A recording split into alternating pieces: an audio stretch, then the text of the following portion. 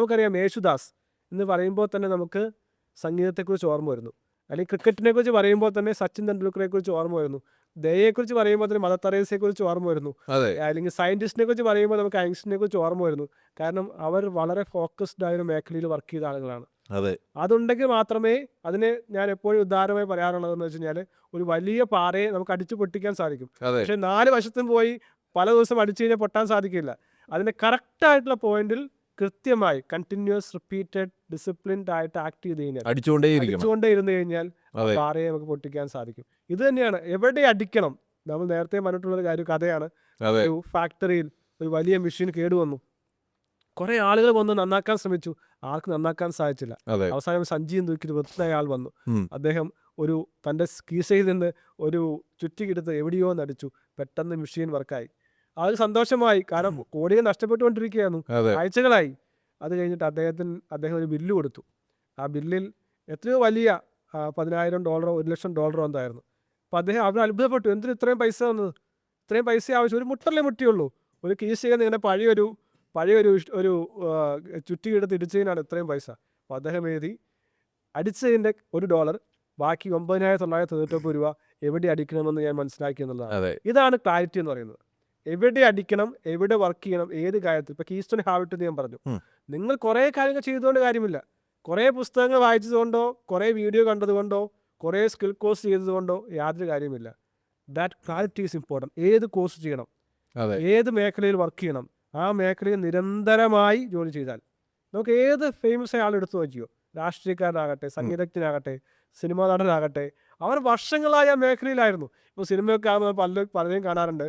പണ്ടൊക്കെ അവർ ഏതോ cinema shoot ചെയ്യുമ്പോൾ പിന്നിൽ നിന്നുകൊണ്ട് ഒരു ചാൻസിന് വേണ്ടി ട്രൈ ചെയ്യുന്ന ആളുകൾ.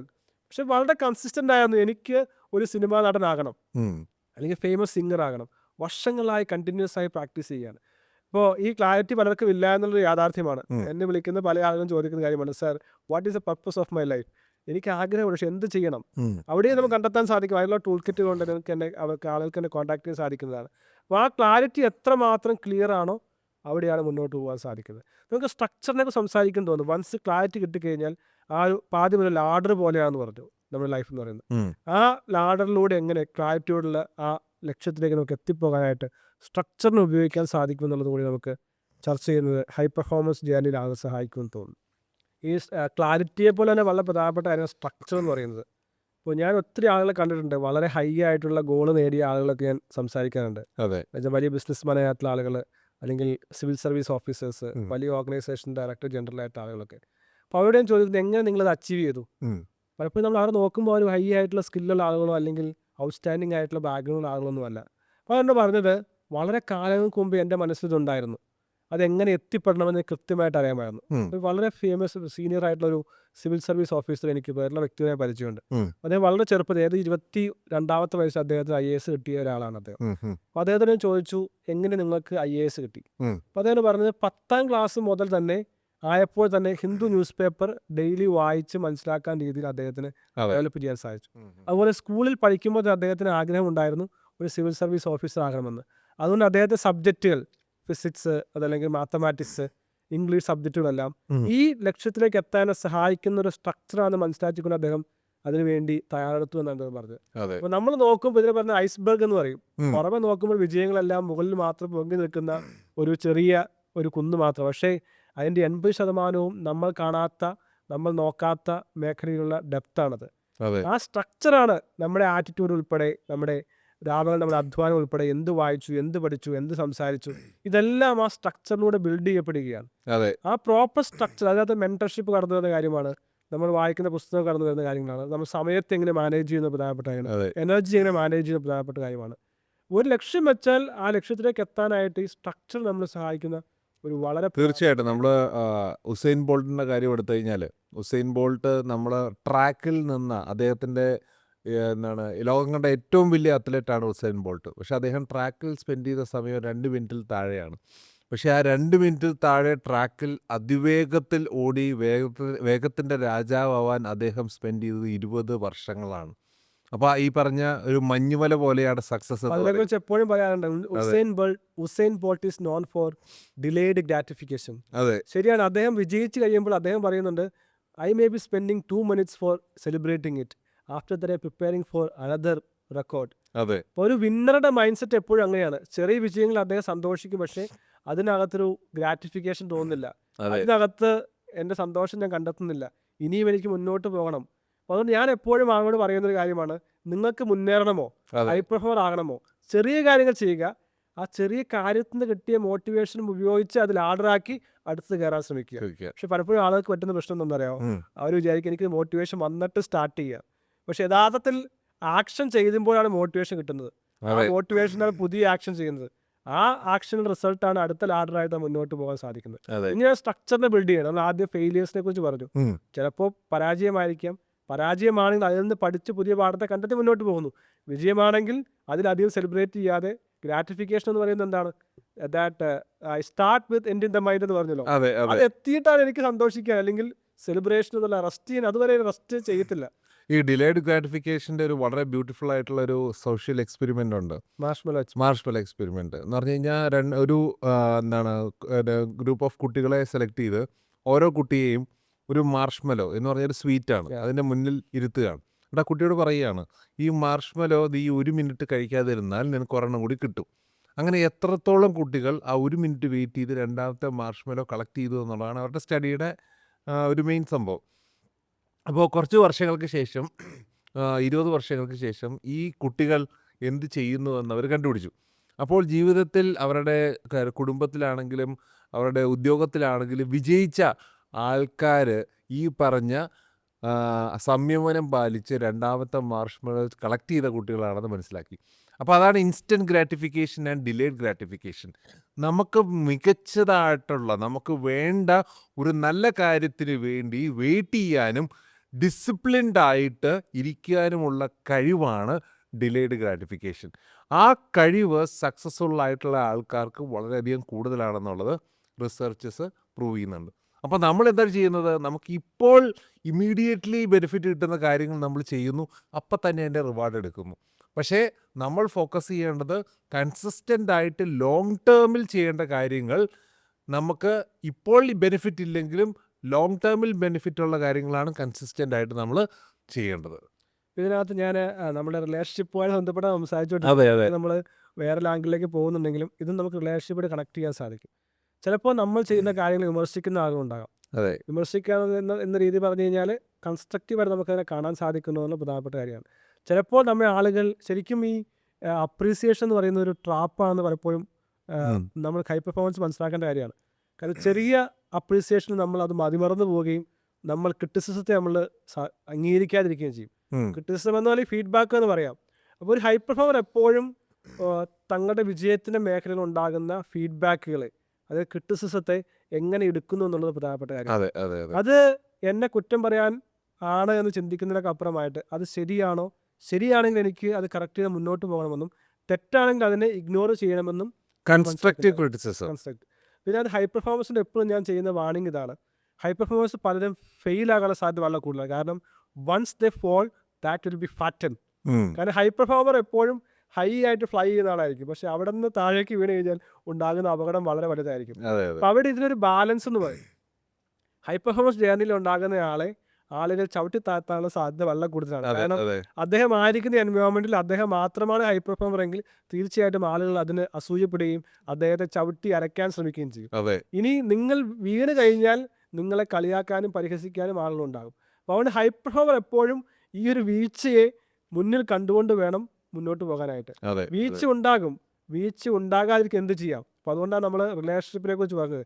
വളരെ ഹൈ പെർഫോമർ ആയിരിക്കും ആൾ, പക്ഷേ റിലേഷൻഷിപ്സ് പ്രോപ്പറായിട്ട് മെയിൻറ്റെയിൻ ചെയ്യാൻ സാധിച്ചില്ലെങ്കിൽ, കൊളീഗ്സുമായിട്ട് സന്തോഷത്തോടെ ട്രസ്റ്റ് ചെയ്ത് ജീവിക്കാൻ സാധിക്കുന്നില്ലെങ്കിൽ, ഓർഗനൈസേഷൻ ഹെഡ്സുമായിട്ട് പ്രോപ്പറായിട്ടുള്ള ആ സ്പോൺസേഴ്സ് മെട്രിക്സിലൂടെ പവർ ഗ്രൂപ്പിലൂടെ വർക്ക് ചെയ്യാൻ സാധിക്കുന്നില്ല എങ്കിൽ, ഓർഗനൈസേഷൻ്റെ മിഷന് വേണ്ടി പ്രോപ്പറായി ക്ലാരിറ്റിയോടെ വർക്ക് ചെയ്യാൻ സാധിക്കുന്നില്ല എങ്കിൽ അവർക്കുണ്ടാകാൻ പോകുന്ന ബുദ്ധിമുട്ടുകൾ വളരെ വലുതായിരിക്കും. എപ്പോഴും ആളുകളുണ്ട് ഒരു ഓർഗനൈസേഷനിൽ വർക്ക് ചെയ്യും, പക്ഷേ സ്വന്തമായിട്ടുള്ള കാര്യങ്ങൾ കൂടുതൽ പ്രൊമോട്ട് ചെയ്യും.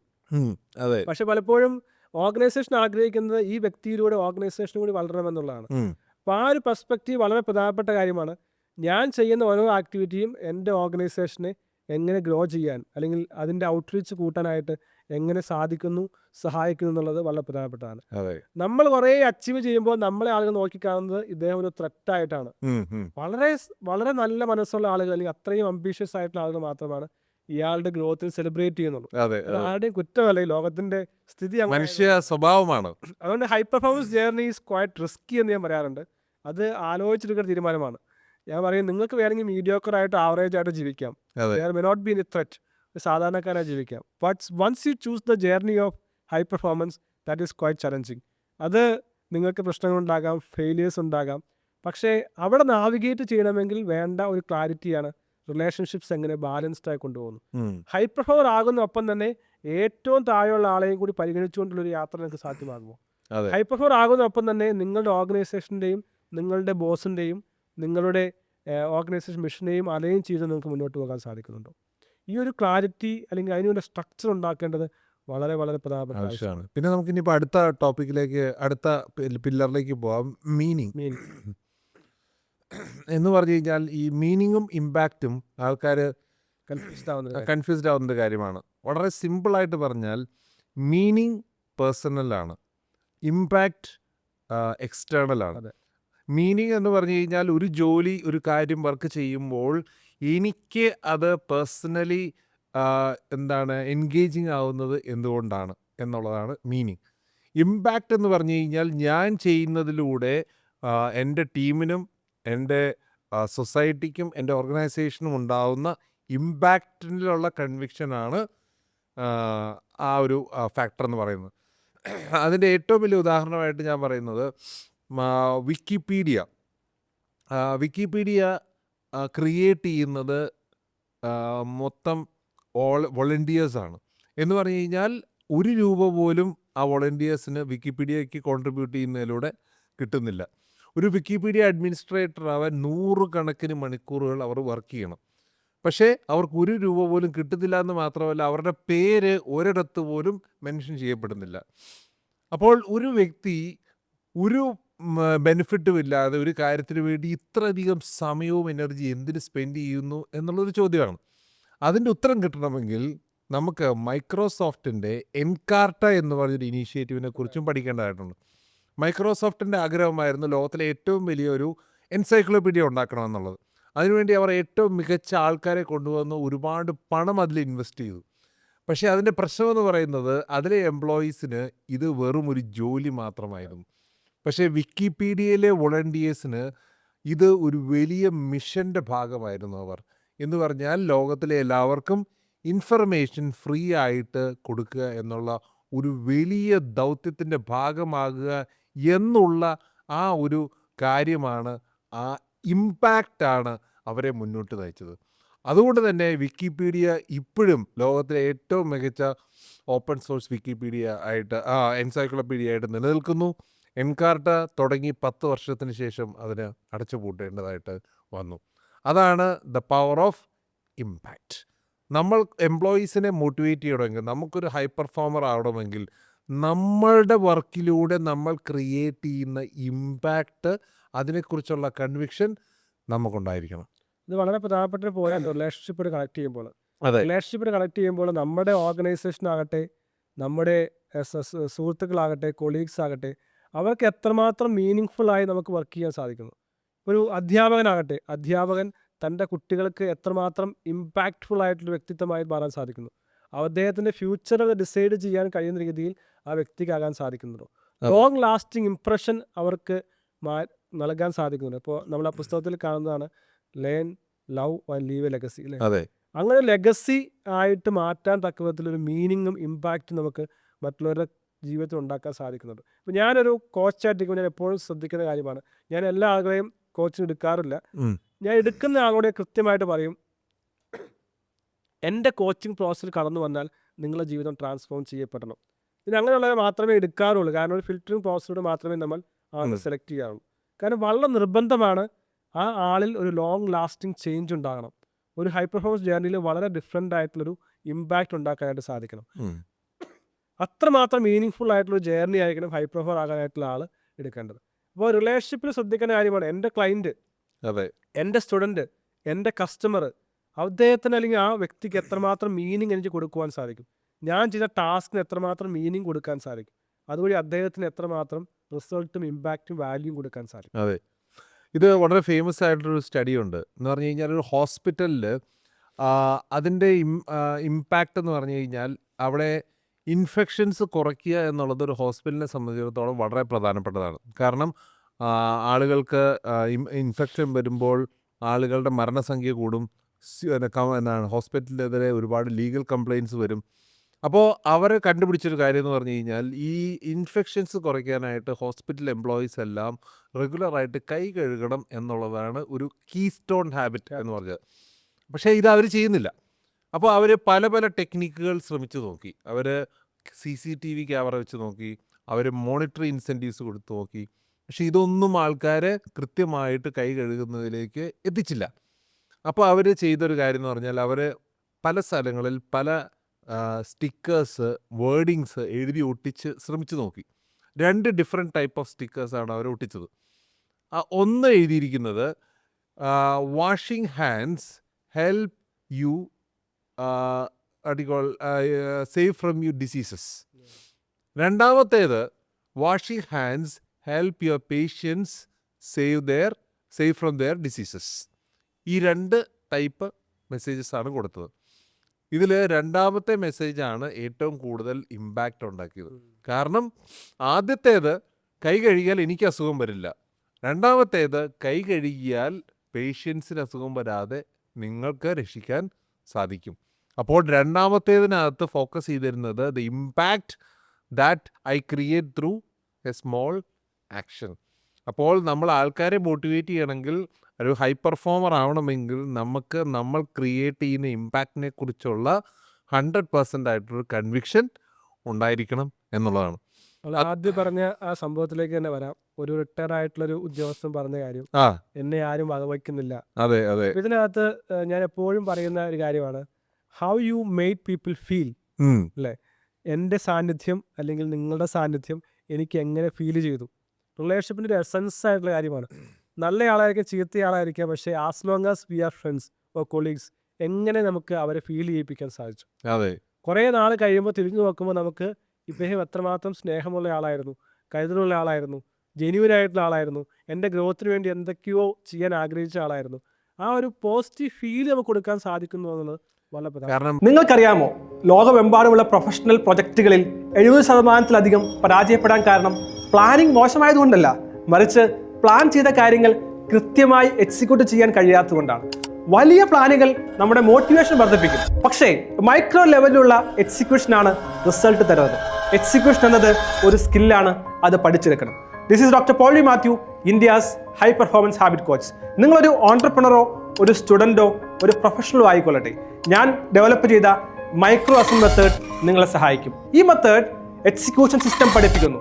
മികച്ച പ്ലാനറിൽ നിന്ന് മികച്ച ഡൂറായി മാറാൻ ഇപ്പോൾ തന്നെ എന്നോടൊപ്പം 45 മിനിറ്റ് കൺസൾട്ടേഷൻ ബുക്ക് ചെയ്യുക. താഴെ കാണുന്ന ലിങ്കിൽ ക്ലിക്ക് ചെയ്യുക. നമുക്ക് നേരിൽ കാണാം.